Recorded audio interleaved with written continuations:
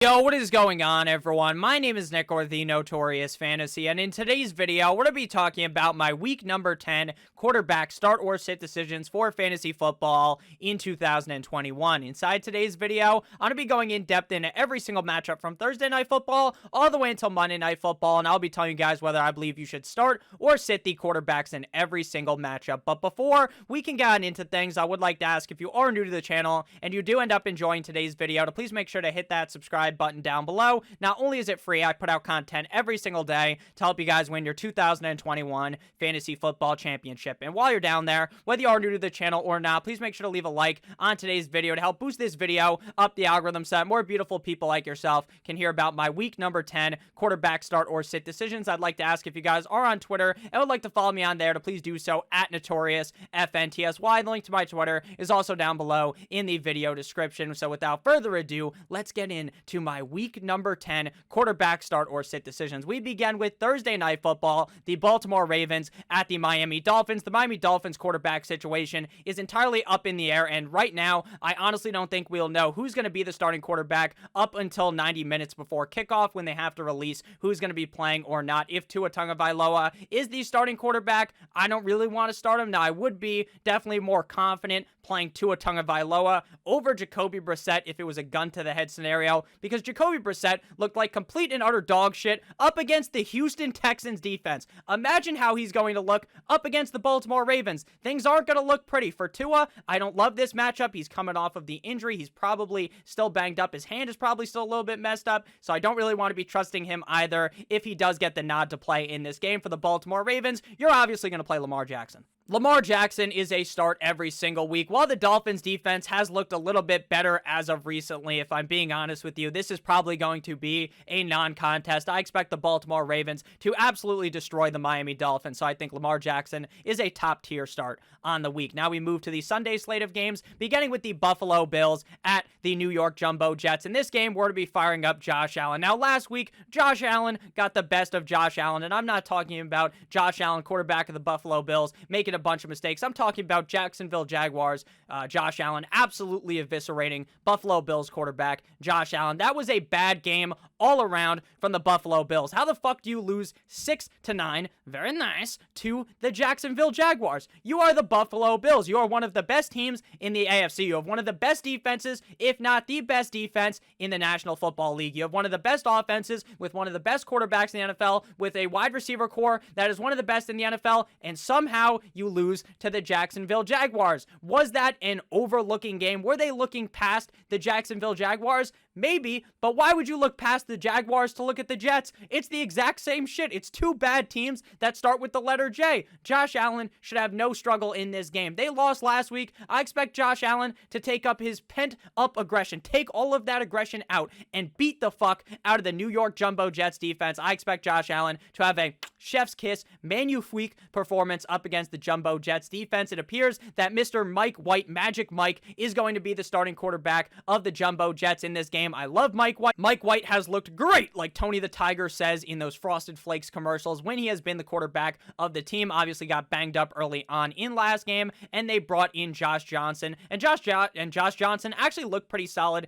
in that showing. Going up against the Buffalo Bills, though, Mike White, this is going to be too tough of a task. It's not like the Jaguars beat the Bills and beat down on their defense. That's not what happened at all. The Jaguars barely did anything and won the game. So I don't expect Mike White to have this magician show like Houdini in this game. I think Mike White is an all-right quarterback and does give the Jets a solid chance to win, but at the end of the day, I just don't think he's going to have all that great of a fantasy performance based upon the matchup up against the Bills. Next up, we move to a matchup between the Tampa Bay Buccaneers and the Washington Football Team. In this game, I love Tampa Bay Tom Brady. It appears that Chris Godwin may be a no-go in this game. He did not participate in practice today. Antonio Brown also appears to be a no-go in this game. Chris Godwin definitely, in my opinion, much more likely to play, though, when compared to Antonio Brown. But at the end of the day, I don't really give a fuck who the wide receivers are for the Tampa Bay Buccaneers. I think Mike Evans, even if Gronk doesn't play, Mike Evans and the ragtag team of wide receivers around him will be able to get it done up against a horrific Washington football team defense. Regardless of the wide receivers out there, I think Tampa Bay Tom Brady puts up a clinic in this game up against the Washington football team defense. For the Washington football team, I like Taylor Heinicke to have a pretty solid showing in this game. While it's basically Taylor Heinicke and scary Terry McLaurin versus the world, it doesn't really seem to matter at all because that Bucs pass defense just is not all that great. And I think if there was a game for Taylor Heinicke to show up and play well, it would be against the Bucs. Last year we saw Mr. Taylor Heinicke make his first NFL start, I believe it was, or at least the first time he played last year, and he played huge up against the Tampa Bay Buccaneers in the playoffs. Obviously, they lost that game, and then the Bucs went on to win the Super Bowl, but I do think that Taylor Heinicke is a worthy start this week up against the Buccaneers. Not a guy that I'm overwhelmingly excited about, not a guy that I'd rank inside the top 5, but I wouldn't be surprised at all if he was a top 10 quarterback going up against the Bucs this week. Next up, we move to the Atlanta Falcons at the Dallas Cowboys. Now, last week, Dak Prescott basically ran a train on your fantasy football roster through the first 3 quarters of the game, and then magically, at the end, garbage time Dak appeared like fucking vintage Blake Bortles and got you like 18 fantasy points. Throughout the whole game, this guy was completely sucking donkey cock during the game. He wasn't doing anything, and I was so disappointed, but luckily, at the end of the game, in garbage time, he ended up putting up some solid points. This week, going up against the Atlanta Falcons, I expect him to play much better.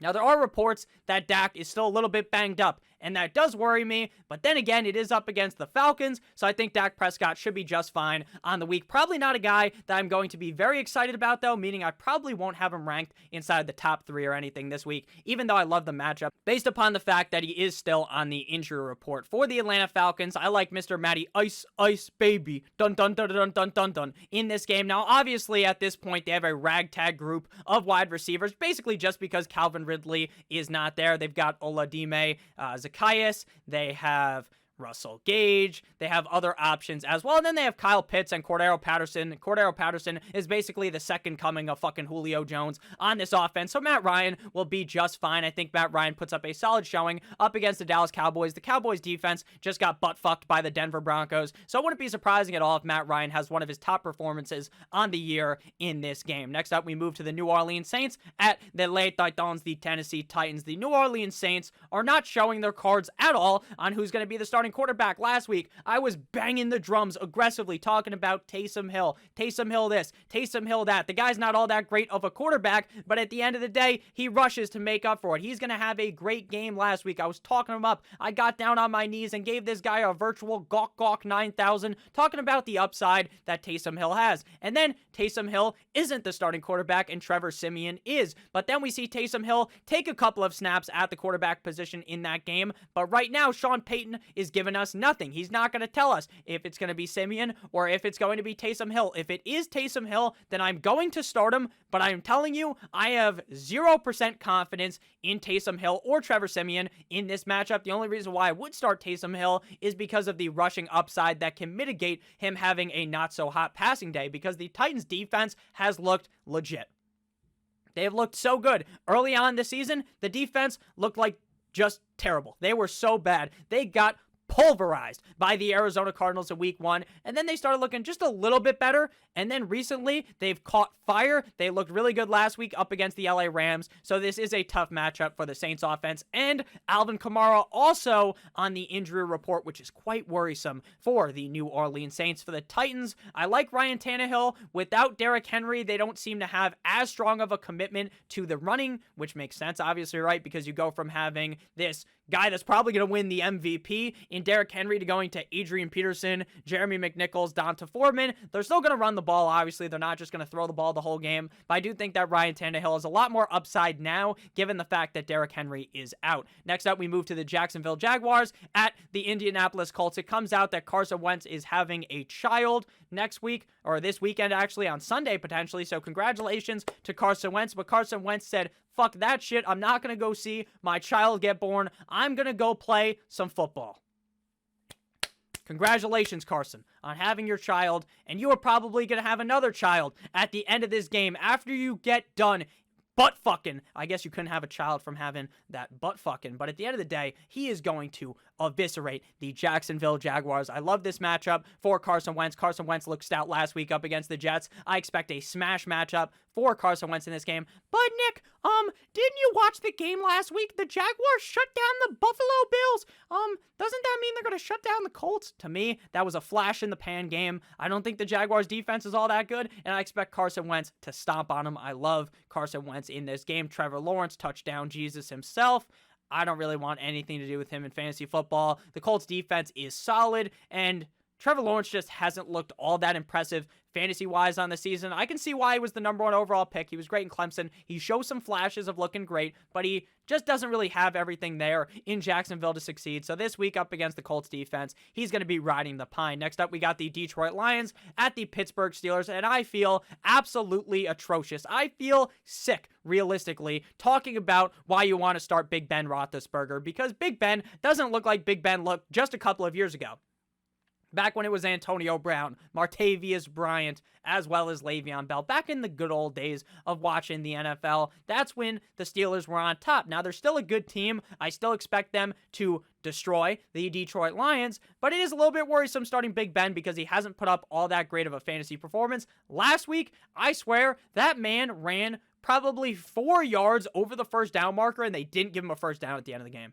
I also don't know why Big Ben is rushing the ball 4 fucking yards in a game, but hey, it is what it is. Big Ben in a solid matchup here up against the Lions. Even with that said, though, I am not overwhelmingly confident in Big Ben Roethlisberger. But before we break down the next game, I would like to ask if you have ended up enjoying thus far, to please make sure to hit that subscribe button as well as hitting that like button down below. It helps me out a ton. So before we get into the next game as well, got to talk about Jared Goff up against the Steelers. No.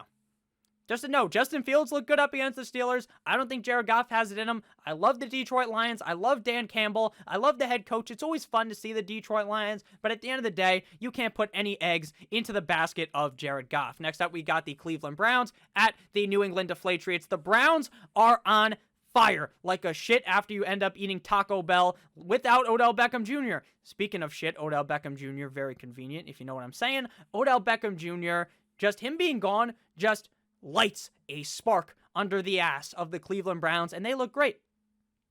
I expect this to be a competitive game up against the Patriots. Now, some might say that, hey, Nick Chubb isn't playing, so they're not going to commit to the run as much. That is far from the truth, because it is going to be Dearness Johnson season if Nick Chubb is not able to play due to COVID. My expectation is that he does not end up playing in this game. So I still think they're going to try to run the rock gently down the stream up against the Patriots. The Patriots defense looks pretty all right. The Browns have an all right defense as well. I just don't like either of these quarterbacks. These guys are the exact same thing for me in fantasy football. These are two quarterbacks that I believe are good in real life.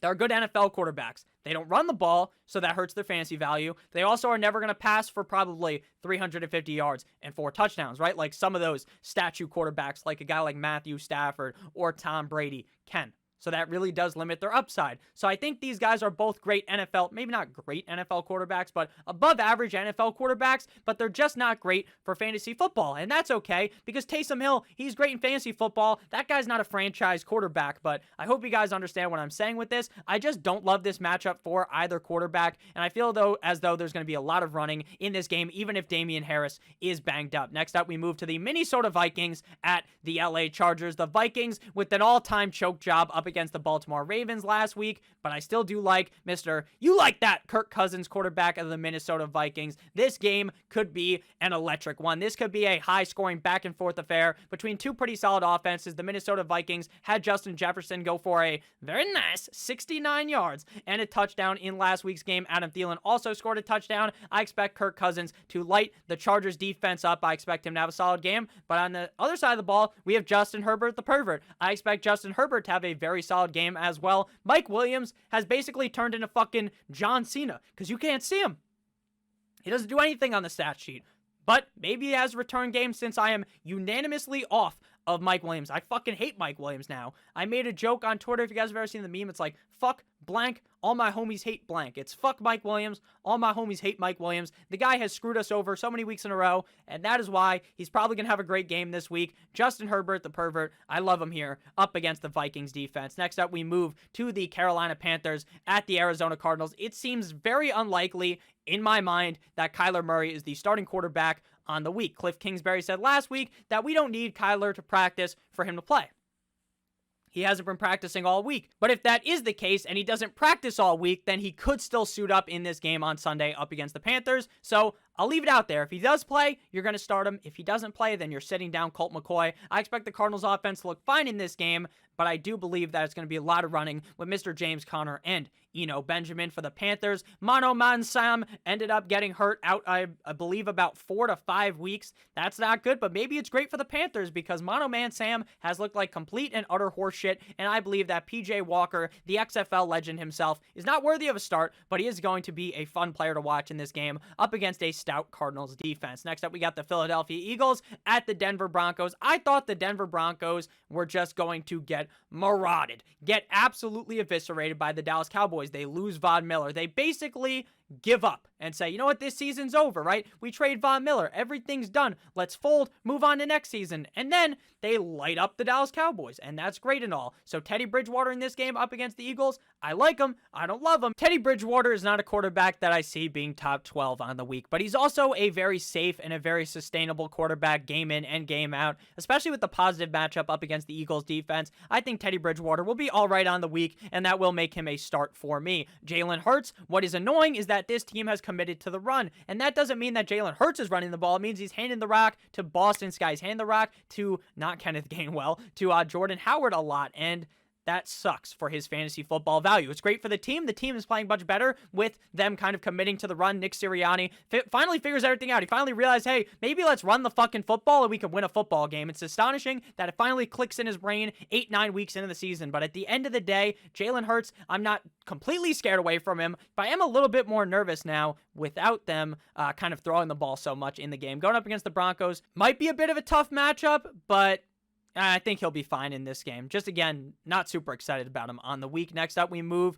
to a matchup between the Seattle Seahawks at the Green Bay Packers. It appears that Russell Wilson is going to be good to go in this game. And let me tell you that I will start Russell Wilson, but I am nervous. I am very nervous about what is going to happen because I feel as though, again, I'm not a fucking doctor. I'm about as much of a doctor as Johnny Sins is. But at the end of the day, I think that Russell Wilson might still be a little bit banged up. That finger, his mallet finger that looked absolutely fucked up in that game up against the Rams, may still slightly impact him. Now, am I 100% certain that is the case? No, but I'm a little bit nervous because this seems like a very quick return based on the timetable they gave after he ended up getting hurt. So I'll play him here up against the Packers. Just nervous about it. For Mr.